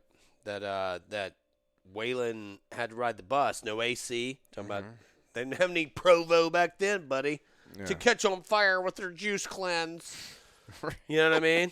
They're in fucking what, Iowa or Minnesota or wherever it was, and Waylon has you can look it up. He said, like Buddy Holly said, like he got to ride on the plane, and Waylon had to take the bus, and he said, Buddy said, I hope you freeze your ass off. And he said, I hope you play. And Waylon said, I hope your plane crashes. Man. Yeah. What a like Hurdy. I mean, like for years lived with that. How heavy is that? They were friends. Yeah, they were buddies. He lived with that to the end. Yes, absolutely. You can look it up. Yeah, like it like carried that with that I'm still here. The day the music died. The day the music died. Sure. Don McLean. Yeah. Can you believe? I mean, and again, what in the Big Bopper, Texas, 2 Texas boys. Big Bopper. Yeah. Oh, baby. Chantilly lace had a pretty face, a ponytail hanging down, a wiggle and a walk, jiggle and a talk. Hey. Make the world go round and round, and ain't nothing in the world like a big-eyed girl that made me act so funny, made me spend my money, made me feel real loose like a long-legged goose. Oh, baby, that's what I like. That's what I'm talking about. But then the trumpet goes on, or the trombone, whatever it is. Hey, man, it's just saxophone, I believe. But that's when they wailed, man. They were wailing. Late 50s. It was, no pun intended, a wailing. I mean, it was, and again, from West Texas, you've been there, man. There's not much there now. Yeah. I mean, you know, it's a different. It's a couple Dairy Queens. Delicious, and I'll say this: West Texas Dairy Queens deliver. Yeah, because that's what you got. What do you get? When you go to Dairy Queen right now, what are you gonna get? I mean, you've had a couple of beers. You're not in Comanche, Texas. You're not gonna eat one now. But lunchtime, normal. You're driving through. I'm gonna do a Hunger Buster with cheese all the way, mustard, maybe, unless I'm feeling crazy. French fries? Oh man, you can take your French fries and just put them all up your butt. Hunger Buster with cheese and mustard? What? Yes. What kind of ice cream you getting? Oh, I'm gonna do. Oh, let me tell you now.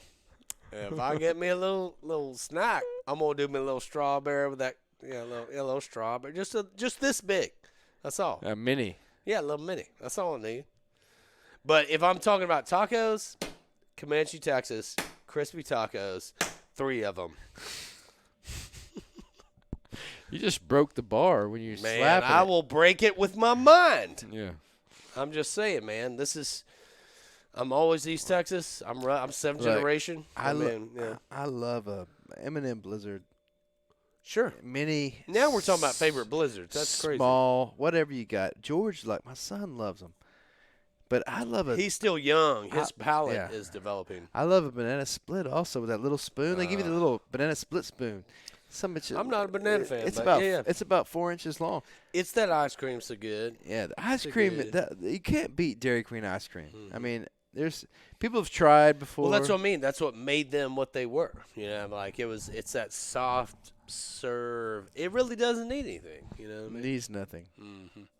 I like a little strawberry up in it. I'll say this, and it is something. Like I look at all these flavors, like Sonic and Dairy Queen and all this. I really like cotton candy, cookie dough. Like that's uncooked. That's just raw egg. That's gross. Yeah. That's gross. Yeah. But I guess what I'm saying is like, how do you out top an M&M? Oh, you make a peanut M&M. Right. That's my favorite. I love M&Ms. That's also good. Yeah. But I love me a peanut M&M. I'm just saying as a candy. Now you're gonna throw it in ice cream? Yeah. Are you crazy? You're right. Like Steve Harvey said one time. Let me ask you something. Is you crazy? Yeah. That's what I'm saying. Like, put a Heath bar. I would never buy a Heath bar, but you put that toffee and shit in some smooth-ass ice cream. Right. Incredible. Hey, put some clothes on me. Right. What's up, George? You all right? Dude, we're dudes. Don't worry about it. George just rolled in his underwear. He's going to big bed. Yeah, you're live now, George. What do you want to say? Hey, give me a hug. Good idea. All right. Good luck. I love you. Sweet dreams, boy. Yeah, that's some good moves, man. That's some parkour. George is a ninja, man. He's got moves. He just flips off chairs. I mean, he came in here. It's good to say stretch. He came in here always stretching. He came in here like Axl Rose in his underwear, jumping around. Yeah, man. And I don't know that I ever saw Axl jump like that. That's more like David Lee Roth. That was more. Yeah, way more kind of fruity, like kind of like a more way more expressive. Yeah. He's still figuring it out. You know. Yeah. When you're young, you get sad. When you're young, you get high. Anyway, that's a little Ryan Adams. Speaking of like just great songwriters. When you're young, you get sad. Exactly, man. Prolific songwriter. Man. You want to talk about now? I mean, again, singer-songwriter. Speaking of singer-songwriters, what's your favorite old movie? Like, man, I would really pre-1970. Well, I'm gonna give you like 1995, but. Oh my God! Yeah, because I'm young. I'm only 37. You're not that young. I'm 37. I'm gonna say Lethal Weapon. Lethal Weapon. Let me tell you a story. So Mel Gibson, Danny Glover. My dad doesn't like to go anywhere. So he said my mom took us to Disney World when we were kids. But my mom, my grandma, and my aunt great aunt. Whoa, you talking about Gagi? Gagi and her sister Wowo. Let's talk about Gagi for a minute. Yeah, Gagi was amazing. A lady, beautiful, fun. Anyway, so we drive a blue Suburban from Canton. Joyce and Michael Severe. Okay. They go with my mom's best friend Joyce Severe. What year was this? Lived in Granada Square. Yep. Uncle Jake, Billy Jack Peace. Coy and Joyce Severe. That's your best Halloween candy right there. Yeah. Oh, man, we used to walk around that place. Go twice. I remember I was an Ultimate Warrior. One year I remember that. Yeah. Billy Jack's bird dogs are all just kenneled up. Yeah. Come on, we quail hunting, baby. Yeah. But we stopped in Destin, Florida, and I surfed. How pretty are those beaches after you've been to Padre? Yeah, they're great. There's white sand. I had a styrofoam surfboard. I remember surfing, and then we went to Disney World. But anyway, at Disney World, or maybe Destin, Florida, I can't remember. But Aunt Wowo was an OG. I mean, she was just hardcore. Now, who was Aunt Woo Woo? Was she Whoa, whoa. Goggy's friend? Goggy's sister. So, Oh, really? So you're great aunt. Yeah, my great aunt. Oh, wow. And Oni Beth is her name. Oni Beth Hervey. Oni Beth. Oni Beth Hervey. That's amazing. So Oni Beth married. Her husband was named Sam. Okay. Her husband was named Sam. And, Uncle Sam. And she met John Wayne. They made a lot of money in the oil business. Marion Morrison. They went out to Hollywood. They had a place. They met John Wayne. They had an apartment. There's an apartment building. You know where North Park Mall is in Dallas on Northwest Highway? There's an apartment building, a condo building, in between North Park Mall and like that cemetery, but it's a high rise. Apparently they had a condo in there. Anyway, we go to see, and I'm probably George. I'm probably 6 years old. We see Lethal Weapon comes out. Mel Gibson. They don't care. I was about to say 1984. Yeah, maybe. And nobody cares. You kids are in there. But they're saying F this. 86. There's a lot of F words. And the real, if you normally you watch Lethal Weapon on TBS now, but it's edited. Oh man, yeah. You watch it for real though. There's MF, F this, F that, and hey, let me ask you a question. At one point, we're in the middle of it, and I could see my mom rolling her eyes, but Wowo looks over to us and goes, "That's rated R, man." Wowo looks over and goes, "Can you pass the fucking popcorn?" just to jack with us. Goggy sister. Yeah. Pass the fucking popcorn. And it's, because we're just all sitting there. I remember that as a kid, And these were ladies and gentlemen. And they were, they were very proper. They were 70 at this point. Yes. At least 70 at this point. Oh my God. Funny. Yes, your mom's funny. Yeah. I mean, yeah, just oh my God, I miss Goggy. Yeah. I mean, yeah. Yeah, Goggy's a class act. Class act. And Goggy's real name was Mary. Yep. Mary, it's Mary. That's my brother, my niece is named after her, Yeah. Little Mary Elizabeth.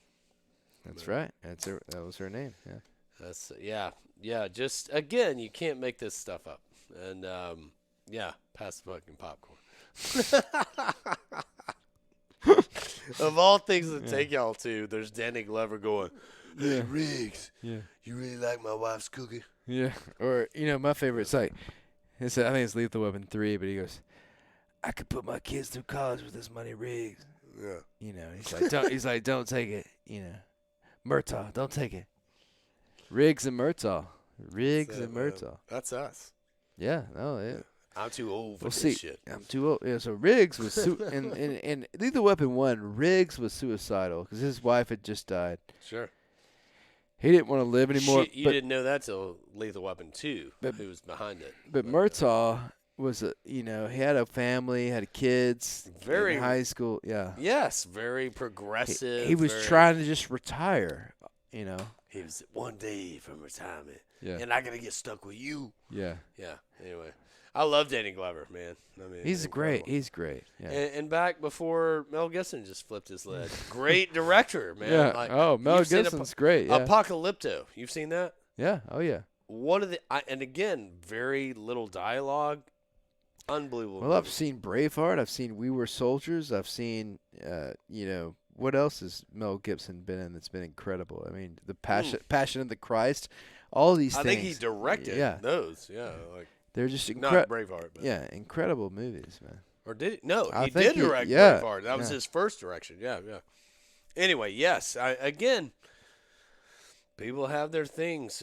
I think we need to separate art from what is, PC or whatever. I mean, I'm not saying that you can just go crazy, but don't deny there are a lot of people music. I don't particularly like this guy's songs or this girl's songs, but I know they're good and I respect it. I just don't particularly like it.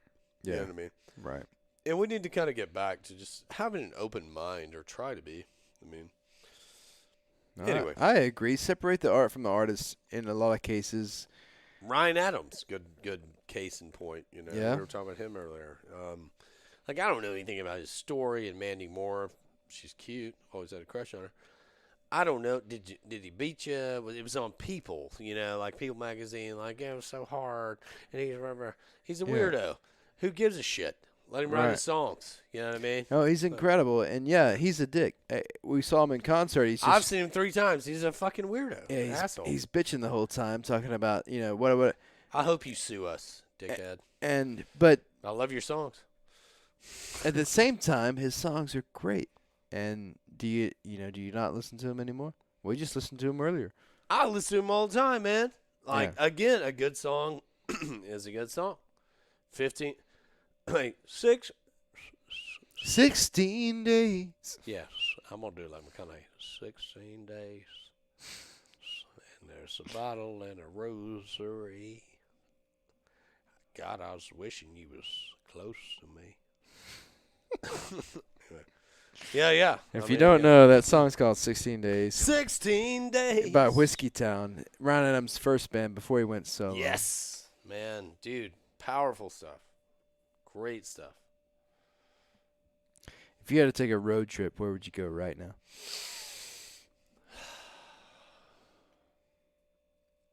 I would go because I already know the road. I'd go to New Mexico because I could be at the tip of the Rockies, southern tip, and then I got friends. You know what I mean? I know the country. Wait, you have friends? Some people. So you go to Cloud Crawl? I'm just saying, are we talking about money unlimited? Unlimited money. You have unlimited funds. Don't have to worry about Unlimited time. getting jacked. I just love the West. I love the mountains, and I'm interested, and I'm excited to go to West Virginia because I haven't. When I was a kid, went through the Old South a lot, and interestingly enough, if I'm not mistaken, I want to do some research, but I'm pretty sure West Virginia seceded and was neutral for at least during the Confederacy, like during the war. Like, I don't know, whatever. It's an interesting area. You got Ohio, Pennsylvania. It sounds too crowded to me. Yeah, man. that's You know what I crowded. mean? Yeah. Like, that's what I'm saying. Here it is. We are in East Texas. I felt crowded when I was 12, 13, 14. I like the West. I love trees and water, but there's just something about the space and the freedom and looking at the stars, and I don't know. I mean, it's powerful. It's just there's something about it, I don't need much, so therefore that's what I kind of like. But if I could just go anywhere, I'd probably go back to Argentina right now. You know what I mean? Why? Love it. It's got it all. It's got it all, man. Buenos Aires. Certainly. But as far as the city, it's a very... What's the difference between Mexico and Argentina? Man, that's offensive to both. But, yeah, just that Argentina is very, very European, very still connected to Spain. And again, Mexico, I have nothing but respect for because, and it is, I believe today is one of the Independence Days, 16 de septiembre. Mexico has a unique, unbelievable, beautiful history. And, again, the powers that be, like European colonialism, that's really what shaped Mexico and has shaped Mexico. Everywhere, every other little smaller country is unique and formed by their own ideas. But like I say, Europe, Brazil, was founded by Portugal, a small country, but was so powerful circumnavigation. Vasco da Gama, and like they were seamen and anyway, and a lot of these countries, like Spain itself, was founded by the Roman Empire, but also the Vandals were a tribe, Northern Germanic tribe, basically that were mercenaries for the Roman Empire and moved and settled southern Spain.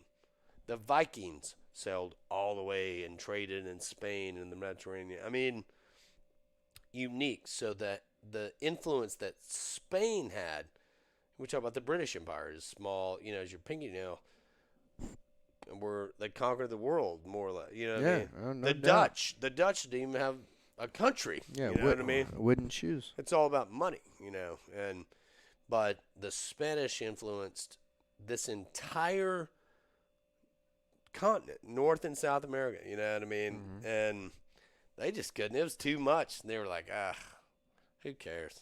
Yeah, let them have it. You know what I mean? Like it's just too much. I can't deal with these people. Well, and on that note, thank you, Patrick, for being on the show again. Third time. You're the most prolific podcaster that we've had, podcast guest. Man, I'm just a good old boy. I like to roast coffee, do some things, cut some trees now and then. But thank you for having me. Yeah, man, it's always good. And, we talked earlier, and I was like, man, we got to just put the mics on and record this because so much good material. You talked me into it this time, for sure. There's so many, like you talk about Tommy Wallace and your dad. Judge Wallace, yeah. Pat Spruiell. You talk about Pooh Welch. Mm-hmm. These guys, we got to get them on. We talked about Henry Lewis, God rest him. We talked about Henry Lewis a lot because you and I both worked for Henry. Sure. And I'm really good friends with Catherine Irwin and Brian Irwin. And Burke and I grew up together. Yep. Henry, I miss Berkey Lewis, man. I can't believe it. Yep. I'm just doing this podcast, and for you, those of you that are still listening at this point, I'm doing it because I want to learn stuff, and I love listening. I love hearing stories, and that's how we still communicate. Fortunately or unfortunately, a lot of the people that I interview, these stories would die with the people. Mm-hmm. And absolutely. I appreciate you listening, and hope you enjoy it, and I love doing it. So thank you once again. Our podcast is sponsored by Van Zandt Coffee. Delicious. VanZandtCoffee.com. You can also pick it up at the Canton Brookshires or the Athens Brookshires, or come and take it in Athens. Treehouse Cupcakes in Athens. CrossFit Van Zandt South in Athens. Paul Michael. You can do it in Canton at Paul Michael Company. You can pick it up at the Picket Fence. You can pick it up at Canton Brookshires. You pick it up at CrossFit Van Zandt, our company in Canton. Or just call us. I'll bring it to you. Yeah, or just call me and we'll just literally drive it to your door. So thank you guys for listening. I appreciate it. It's been fun. Patrick, thank you, man. Love you, Sam. Thank you. I love you, man. I'll talk to you guys later. You guys have a great night. Good night. Bye-bye.